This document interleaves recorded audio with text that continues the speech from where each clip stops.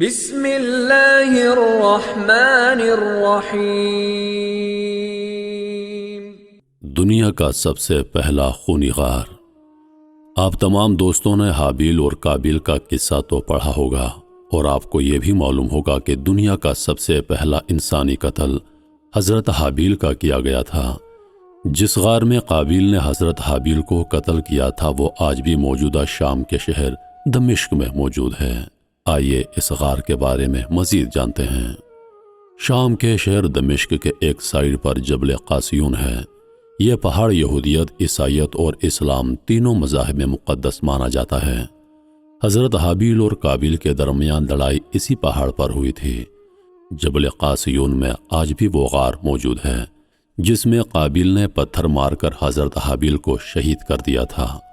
حضرت آدم علیہ السلام کے دونوں بیٹوں کے درمیان ایک خاتون کے لیے لڑائی ہوئی تھی۔ دونوں ایک ہی لڑکی کے ساتھ شادی کرنا چاہتے تھے اور دونوں کے انتخاب کے لیے ایک منت کی شرط رکھی گئی تھی۔ اللہ تعالیٰ نے حضرت حابیل کی منت قبول کر لی کیونکہ وہ لڑکی قابیل کے ساتھ پیدا ہوئی تھی اور وہ اس دور کے حساب سے قابیل کی بہن تھی، لیکن حسن میں اس لڑکی سے زیادہ خوبصورت تھی جو حابیل کے ساتھ پیدا ہوئی تھی۔ یہ خوبصورتی اور رقابت کا خوفناک جذبہ قابیل کو حکم خداوندی ماننے سے بھی انکار کر دیتا ہے۔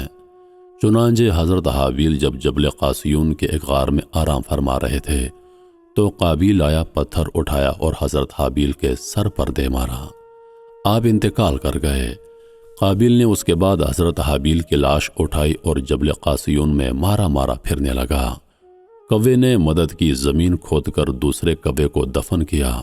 قابیل کو آئیڈیا مل گیا، اس نے بھی زمین کھودی اور حضرت حابیل کو دفن کر دیا۔ حابیل اور قابیل کی لڑائی کا غار اور حضرت حابیل کا مزار، یہ دونوں آج تک سلامت ہیں۔ یہ غار آج بھی خونی غار کے نام سے پکارا جاتا ہے۔ یہ جبل قاسیون کی چوٹی پر ہے۔ غار میں آج بھی وہ پتھر موجود ہے جس سے قابیل نے حابیل کا سر کچلا تھا۔ غار کی چھت سے قطرہ قطرہ پانی ٹپکتا رہتا ہے۔ لوگوں کا خیال ہے غار ہزاروں سالوں سے حضرت حابیل کے قتل پر آنسو بہا رہا ہے۔ حضرت حابیل کا آلہ قتل بظاہر 1.5-2 کلوگرام کا چھوٹا سا پتھر ہے، لیکن یہ خاصا بھاری ہے۔ آپ اسے آسانی سے اٹھا نہیں سکتے۔ یہ غار انبیاء کرام علیہ السلام اور اولیاء میں بہت مقبول رہا۔ حضرت زکریا علیہ السلام، حضرت یحییٰ علیہ السلام، حضرت مریم اور حضرت عیسیٰ علیہ السلام بھی یہاں پر قیام کر چکے ہیں، اور حضرت عمر بن عبدالعزیز رضی اللہ تعالی عنہ بھی اس مقام پر تشریف لے جا چکے ہیں۔ حضرت حابیل کا مزار جبل قاسیون کے ایک کونے میں پہاڑ کی چوٹی پر قائم ہے۔ مزار کی دوسری طرف گہری کھائی ہے اور کھائی کے آخر میں زبدانی کا قصبہ ہے۔ دمشق کو پانی زبدانی سے سپلائی ہوتا ہے۔ درخت بلند ہیں، پہاڑی چشموں کی بہتات ہے اور فضا میں ایک تراوت، ایک خوشبو پائی جاتی ہے۔ یہ علاقہ چند ماہ پہلے تک دہشت گردوں کے قبضے میں تھا۔ باغیوں نے چند دنوں کے لیے دمشق کا پانی بند کر دیا تھا، لیکن اب یہ واپس حکومت کے قبضے میں آ چکا ہے۔ حضرت حابیل کی قبر عام قبروں سے لمبی ہے۔ یہ ان کے اس دور کے انسانوں کے قد کے مطابق ہے، یعنی حضرت حابیل کے قد آور ہونے کی نشاندہی کرتی ہے۔ روایات میں ہے کہ سیدہ حوا علیہ السلام 20 یا 40 مرتبہ حضرت آدم علیہ السلام سے حاملہ ہوئیں۔ ہر حمل میں 2 بچے پیدا ہوئے، ایک لڑکا اور ایک لڑکی۔ جب یہ بچے جوان ہو جاتے تو حضرت آدم علیہ السلام ایک حمل کے لڑکے کا دوسرے حمل کی لڑکی سے نکاح فرما دیا کرتے۔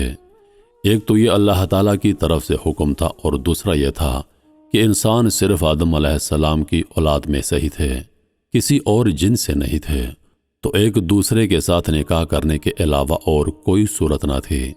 انہی کی اولاد میں قابیل اور حابیل 2 لڑکے تھے جن کے ساتھ ایک ایک لڑکی پیدا ہوئی۔ روایات میں ہے کہ قابیل کے ساتھ جو لڑکی پیدا ہوئی وہ بہت خوبصورت تھی اور اس کا نام اقلیمہ تھا، جبکہ حابیل کے ساتھ پیدا ہونے والی لڑکی لیوزا کم خوبصورت تھی۔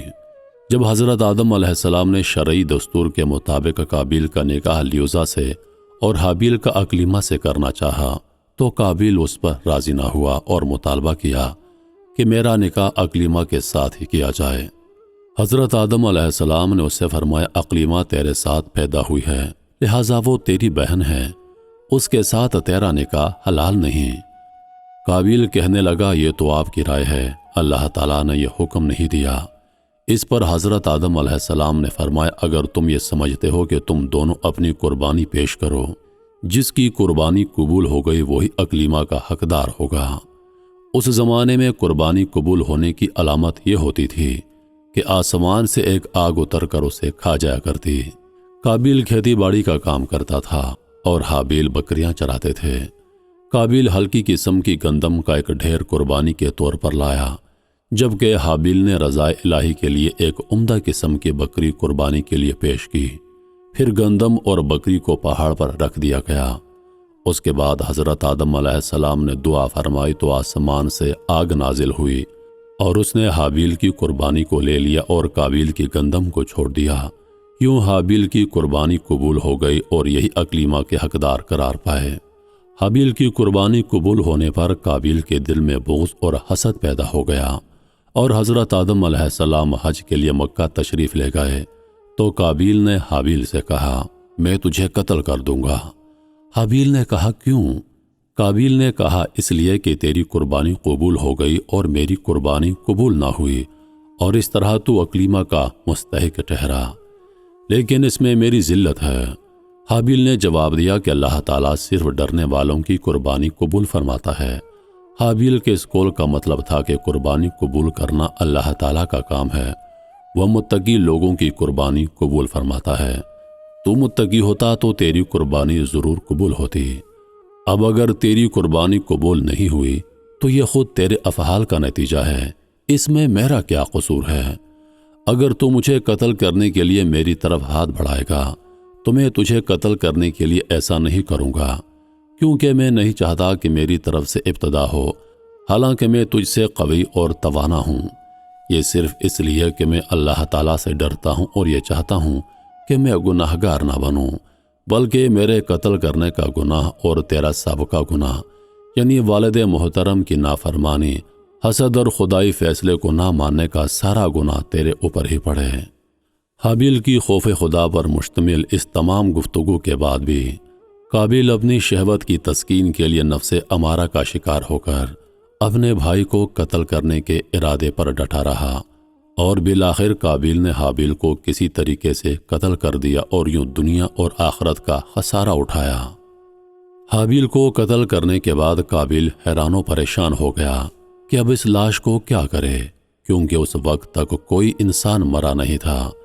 چنانچہ ایک وقت تک وہ لاش کو پشت پر لادے پھرتا رہا۔ پھر جب اسے لاش چھپانے کا کوئی طریقہ سمجھ نہ آیا تو اللہ تعالیٰ نے انسانوں کی تدفین کا طریقہ سکھانے کے لیے ایک کوا بھیجا۔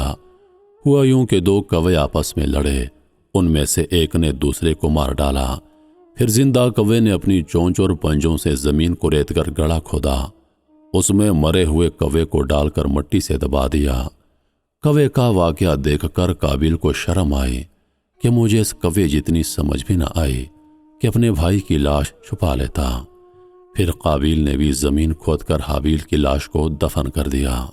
قابیل کا اخروی عذاب بھی بہت سخت ہوگا، جیسا کہ حضرت عبداللہ رضی اللہ تعالی عنہ سے روایت ہے کہ حضور نبی کریم صلی اللہ علیہ وآلہ وسلم نے فرمایا کسی جان کو ظلماً قتل نہیں کیا جاتا مگر اس کے خون ناحق میں حضرت آدم علیہ السلام کے پہلے بیٹے کا حصہ ضرور ہوتا ہے، کیونکہ اسی نے پہلے ظلماً قتل ایجاد کیا۔ اس سے معلوم ہوا کہ قیامت کے دن قابیل کو قتل کے گناہ کی سزا ملے گی اور ان قاتلین کے گناہ قتل کی سزا بھی ملے گی جو قیامت تک کسی کو ناحق قتل کر کے جان سے ماریں گے۔